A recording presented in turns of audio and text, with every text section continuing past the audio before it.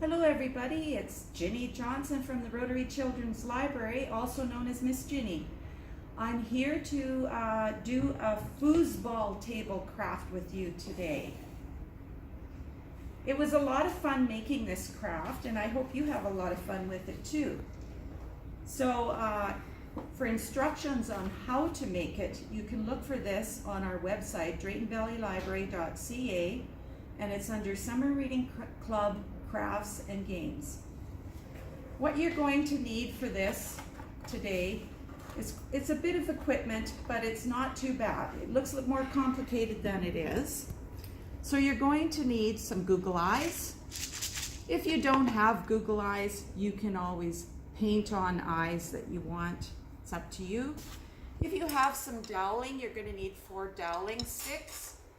If you don't have any doweling, and the one thing that I did was when I made mine was a much bigger box, and I thought my doweling was going to be long enough, but it wasn't.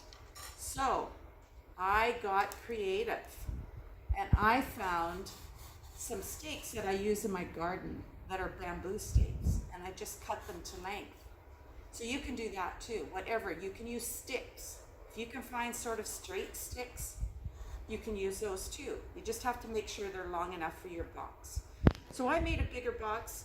You're also going to need a shoe box. So today, for your sake, we're using a smaller box. You can choose whatever size box you want. What I did too was I painted, so I had 3 different colors. I used a darker green on the inside to show the kind of grass. And then I used a lighter green. So if you want to use 2 different colors of paint, I used acrylic paint. You don't have to paint. If you don't want to paint, you can simply just use construction paper. I also painted the outside with a blue, so you're going to need brushes if you're painting. And make sure you have some newspaper handy so you don't make a mess in the house. If you don't want to paint the outside either, I just used some construction paper. So I'm going to demonstrate that on this box. All right, let's get started. You do need some glue as well. You can use a glue stick or you can use that glue. So what I'm going to do is I'm going to first put my bottom or my grassy area in, and I choose to use this color, green. So I'm going to just put some glue on the bottom of my box,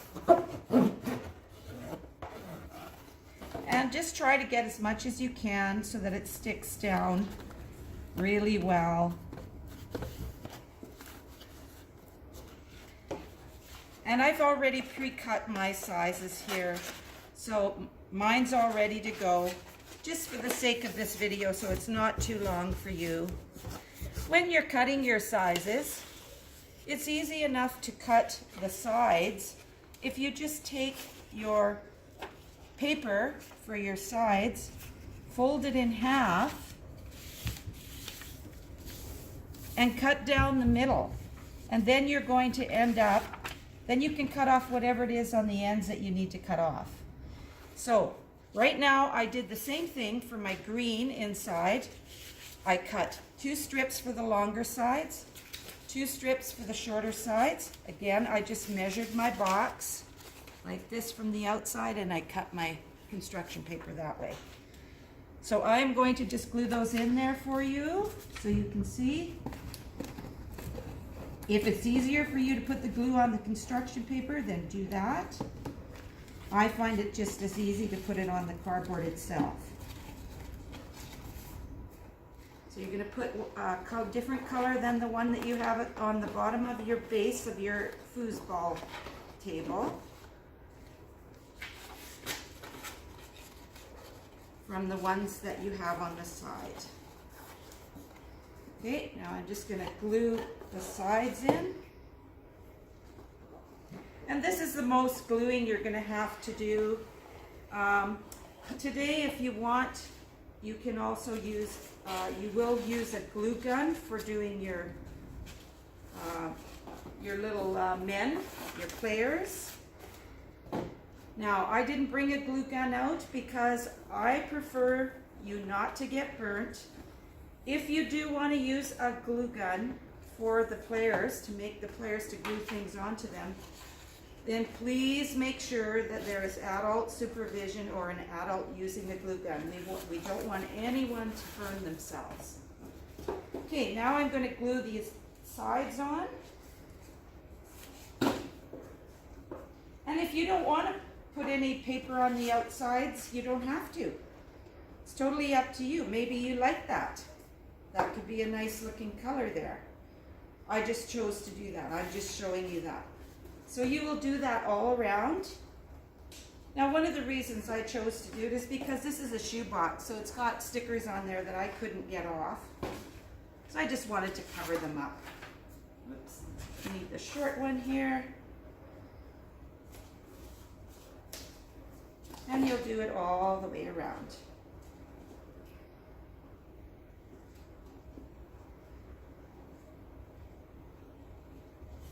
Okay. And one more.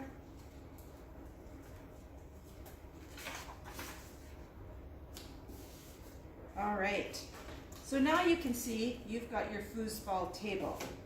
The next step is you can either paint your clothes pegs. You're going to need 8 of them.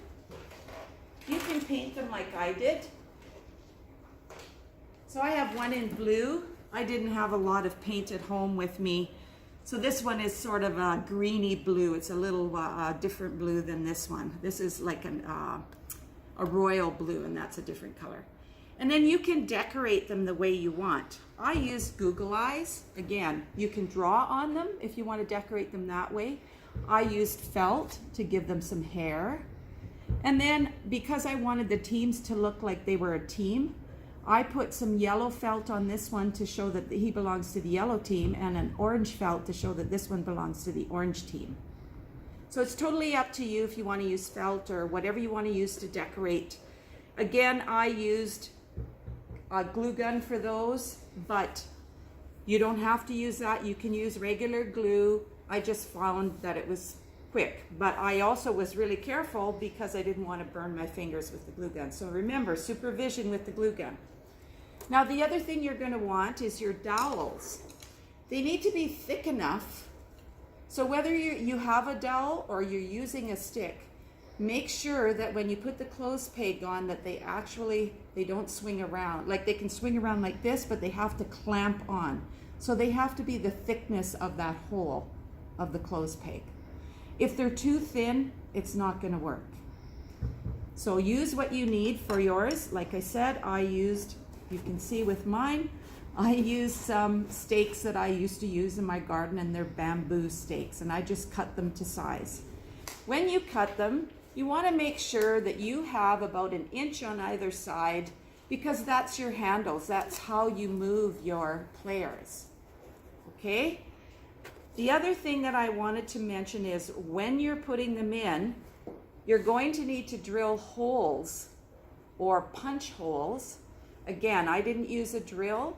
I just took my pencil and I pushed a pencil through. But you want to measure your holes carefully, because when you measure, you want to make sure that wherever your clothes peg, I'll see if I don't know if you can see that. You see where the clothes peg hole is? That is where you're going to mark in with a pencil. Mark in there. That's where you're wanting to place your hole. You don't want it right up the top, but you need to measure it carefully, because it has to be not too low so that it allows these to move like this. Okay? So I hope everybody understands that. And that would be the next step that you do. Once you decorate your clothes pegs, and if you're painting them, you have to let them dry. If you've painted your box, let it dry first. If you've painted your box, you also want to either make out of cardboard or construction paper, or you can use a Sharpie like I did, make goals on either end. I did mine in black because they really stand out on the color.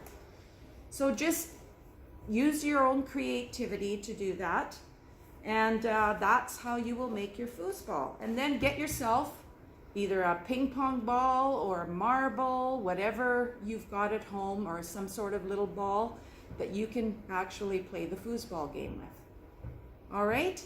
So that's it for my instructions.